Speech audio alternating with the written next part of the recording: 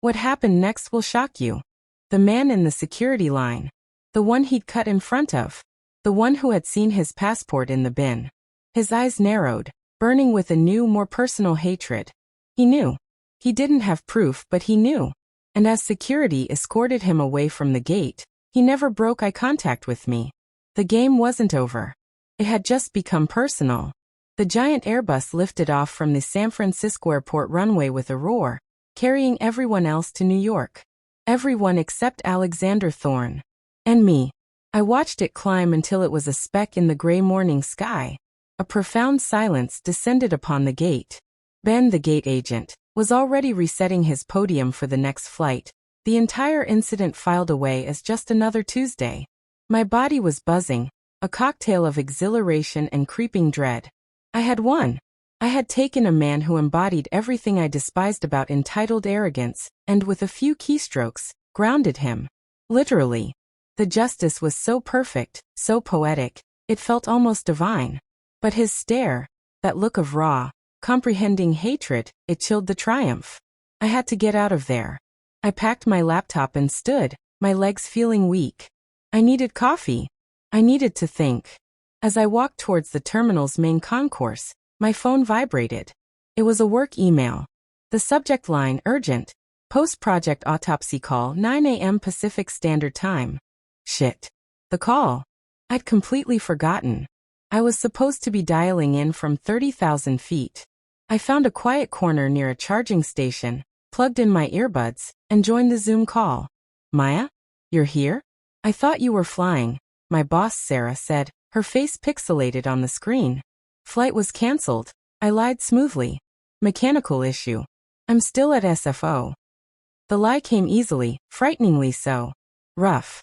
Okay, let's dive in. For the next hour, I participated in the meeting, my voice calm and professional while my mind was 1,000 miles away, replaying the whole punch, snipping Thorne's boarding pass. I was compartmentalizing, and I was good at it. It was part of my job. During a lull while someone shared their screen, I did a quick search on my phone. Apex Venture Partners merger. The news was already buzzing. Apex's landmark merger with Biogenics in jeopardy? One headline read. The article speculated about last-minute hurdles, mentioning that Thorne, the key negotiator, was unexpectedly unreachable. A slow, cold smile touched my lips. The billion-dollar deal hadn't been a bluff. My petty act of revenge had real-world consequences. The thought was terrifying and immensely satisfying all at once. The meeting ended. I had hours to kill before I could rebook my flight without raising suspicion. I found a bar, ordered a club soda with lime, and tried to process what I'd done. I wasn't a vigilante.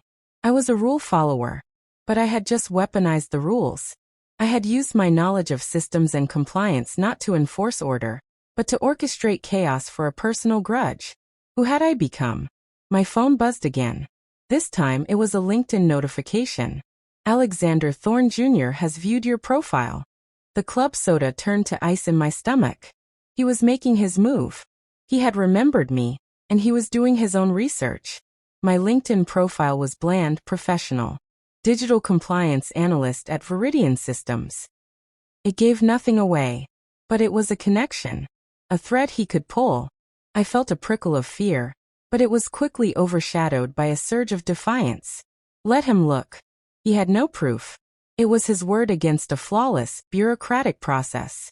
He was the one with the name discrepancy. He was the one who had failed to comply. An hour later, my personal email dinged. The sender was a Thorner at apex.com. My heart hammered against my ribs. I opened it. Subject, a question. Ms. Jensen. I don't believe in coincidence. We were both at gate 47 for flight 287 this morning. You were in the security line I passed through. You witnessed my inconvenience. I've had a very frustrating morning. A simple mistake on a booking has cost me a great deal. I'm trying to piece together how such a minor issue could escalate so dramatically. Perhaps you saw something. Perhaps you have some insight. I would be very interested to hear your account of events. Regards. Alexander Thorne Jr. It was a fishing expedition. A threat wrapped in polite corporate language. I see you. I know who you are. Talk. He was trying to intimidate me. But his email was a mistake. It was an admission of his own weakness. He had nothing. I took a deep breath and crafted my reply. I had to be careful. I had to be me, a meticulous, rule-oriented analyst. Mr. Thorne, I'm sorry, but I'm not sure I understand your email. I did experience a flight cancellation this morning and was in the terminal, but I'm afraid I didn't witness any specific event that would be of help to you. As a compliance professional, I understand that travel rules, especially those regarding ID verification, can be very strict. Even small oversights can have unintended consequences. I hope you're able to resolve your situation quickly. Best. Maya Jensen. It was perfect. Polite, dismissive, and I'd subtly reminded him that he was the one who'd made the oversight. I was hiding in plain sight, behind a shield of feigned ignorance and professional platitudes. I hit send. There was no immediate reply. I finally rebooked on a flight that evening. The journey was uneventful. I slept the whole way, my conscience strangely clear. When I landed at JFK, my phone connected to the network and buzzed with a backlog of notifications. There was one new email. From Thorne. It was only one line. Subject. A question. We'll see. The 2 words were like a shard of glass. The game was indeed not over. I had won the battle at the gate. But the war, it seemed, was just beginning. Life returned to normal. For about a week. I went back to work, analyzing data streams and user agreements. The thrill of my airport victory fading into a strange, dreamlike memory. Thorne's "will see" email remained in my inbox, a dormant threat I almost managed to forget. Then the first incident happened. It was small. My Starbucks app suddenly logged me out and refused to accept my password. I had to reset it. Annoying, but it happens. The next day, my personal email was flooded with spam. Subscriptions to dubious newsletters, sign-up confirmations for dating sites, political campaigns I'd never heard of. It was a classic subscription bomb. A petty form of harassment designed to overwhelm your inbox. The day after that, my credit card company called about a suspicious attempt to change my mailing address. It was stopped, but it was unnerving. Coincidence? Maybe. But in my line of work, I don't believe in coincidence. I believe in a tax vector. Thorne was making good on his promise. He couldn't prove I'd tampered with his travel, so he was going to make my life a living hell through 1,000 digital cuts. He was trying to get a reaction. To make me slip up. I wasn't scared. I was angry. And I was in my element. I spent the weekend fortifying my digital life. 2-factor authentication on everything. New complex passwords from a password manager. I alerted my bank and credit agencies. I battened down the hatches. It was a defensive move, and it worked. The spam slowed. The login attempts failed. He'd tested my perimeter and found it stronger than he'd anticipated. But a wolf like Thorne doesn't just give up. He finds a new angle. It came on a Tuesday morning. I was in a meeting with my team and Sarah, my boss. Maya, Sarah said, her tone oddly formal. Can you explain this? She shared her screen. It was an email, sent to her and I would later learn, to HR. The sender address was a random, anonymous Proton Mail account. The email had no body text. Just 2 image attachments. The first was a screenshot of my LinkedIn profile. The second was a grainy, but clearly identifiable, photo. It was me, taken from behind, sitting at the gate at SFO. And on my laptop screen, magnified and highlighted with a red circle, was the TSA Report Traveler Suspicions webpage. The flight number, 287, was clearly visible. The caption below the photo read, "Is this how Veridian Systems employees spend their time? Filing false TSA reports to settle personal scores." My blood ran cold. He hadn't just been staring at me with hatred. He'd been photographing me. He'd had this evidence the whole time. He'd been waiting for the right moment to use it. Maya. Sarah's voice was laced with concern and a sharp edge of suspicion. What is this? The entire team was looking at me. I felt the walls closing in. This wasn't a digital nuisance. This was a direct attack on my career, my reputation. Thorne hadn't just gone after me. He had brought the fight to my doorstep. And he had proof. Of course. Here is the conclusion to the story. The conference room was silent, save for the hum of the HVAC. Every eye was on me and the grainy, incriminating photo on the shared screen. Sarah's gaze was a laser, dissecting my reaction. My heart wasn't just hammering, it was trying to escape my chest. Thorne hadn't just thrown a punch. He'd aimed a missile at the core of my professional life. I took a slow, deliberate breath, the kind you take before stepping onto a tightrope. Panic was a luxury I couldn't afford. My career, my reputation, was balanced on the knife's edge of my next words.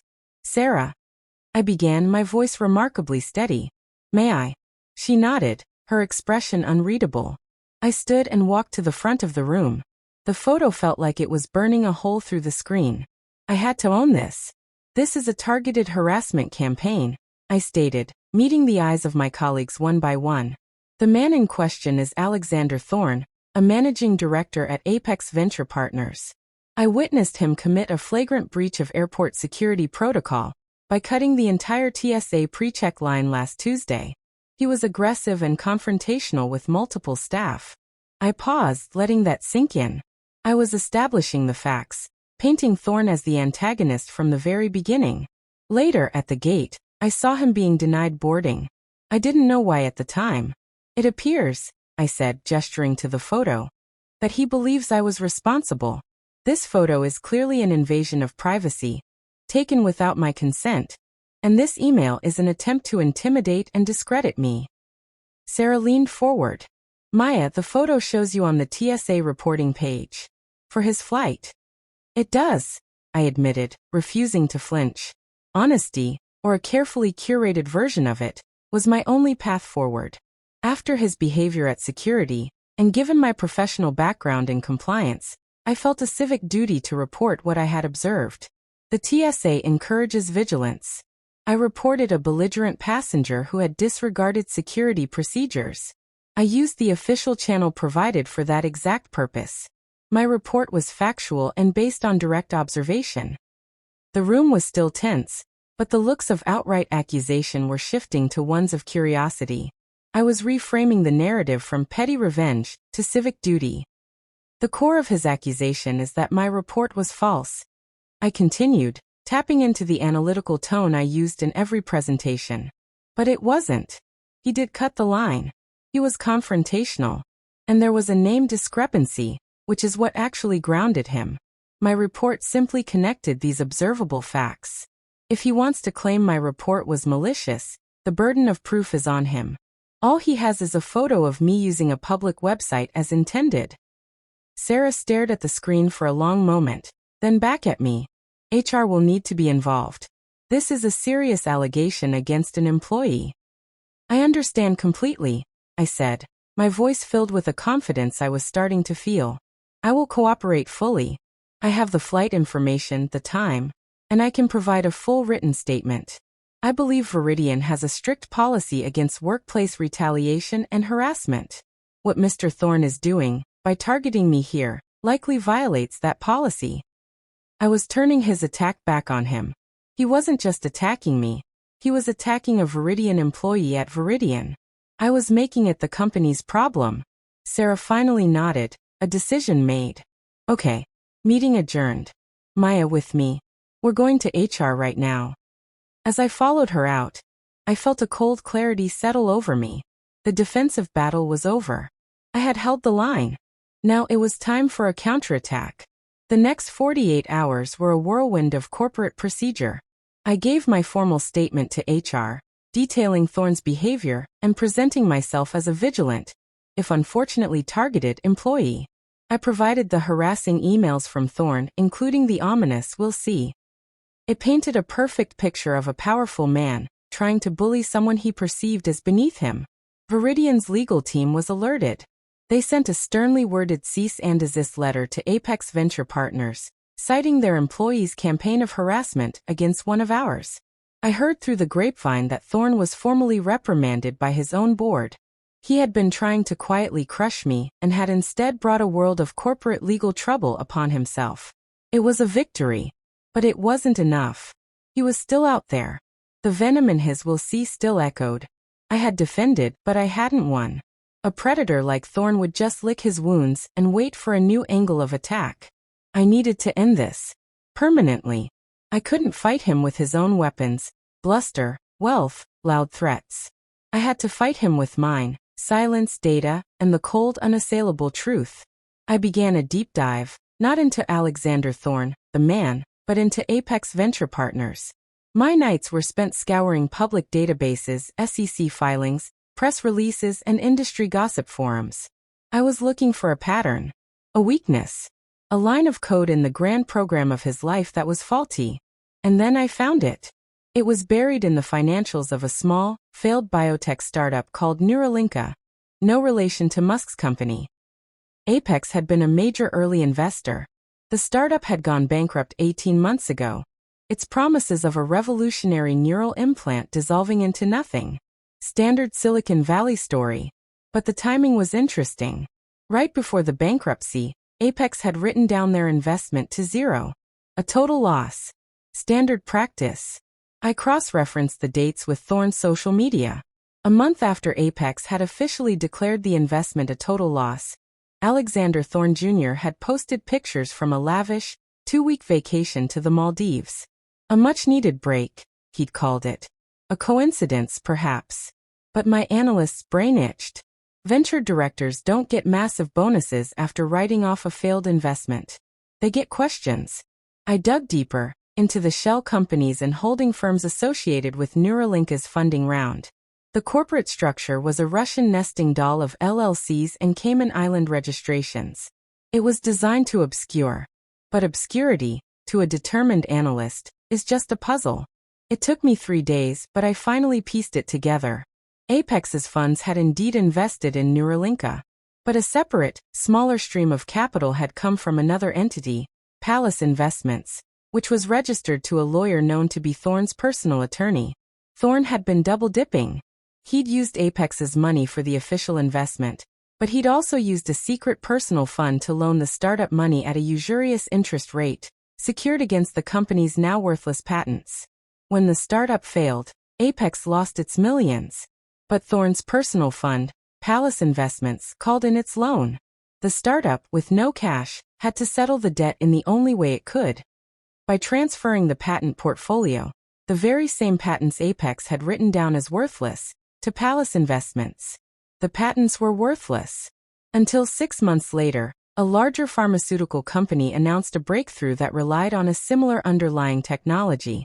The worthless patents Neuralinka held suddenly became essential. They were acquired for a sum rumored to be in the low 8 figures. Thorne hadn't just lost money on Neuralinka. He had secretly profited massively from its failure. He had defrauded his own partners at Apex, diverting a potential recovery asset into his own pocket. It was insider dealing. Self-dealing. A blatant breach of fiduciary duty. It was career-ending. It was potentially criminal. I had my checkmate. I didn't send it to him. I didn't gloat. I compiled my evidence into a clean, anonymized, and devastatingly clear PDF document. I wrote a concise, 1-page summary explaining the scheme in simple terms, with arrows and timelines connecting the flow of money. Then I created a new encrypted email account. I attached the document to 2 emails.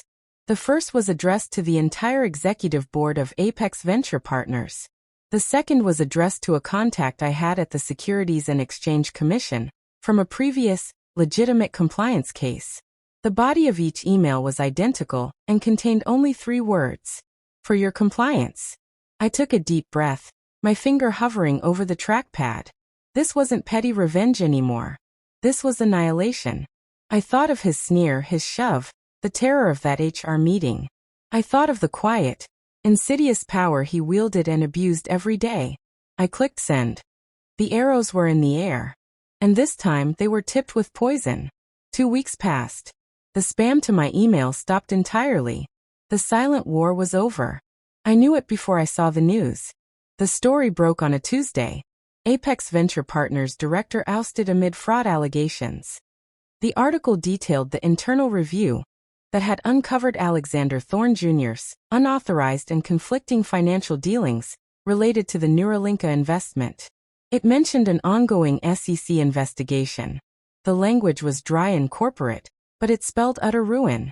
He was finished in venture capital, probably facing lawsuits, maybe even jail time. I felt no euphoria, only a quiet, profound sense of closure. The serpent had been scotched, not with a loud blow, but with the silent, precise application of pressure to its spine. A few days later, I was cleaning out my personal inbox and found his original, "We'll see" email. I clicked reply. I didn't type a long message. I didn't explain what I'd done or how I'd done it. I didn't need to. He would know.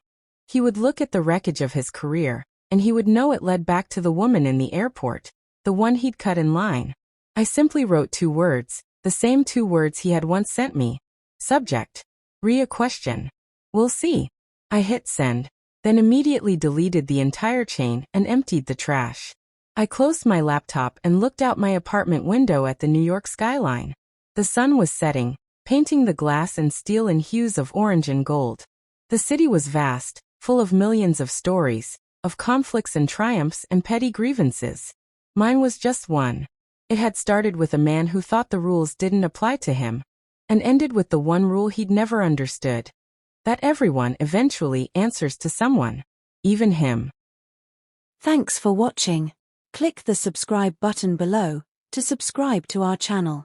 Beyond All Stories, for more fascinating, interesting, suspenseful and emotional stories.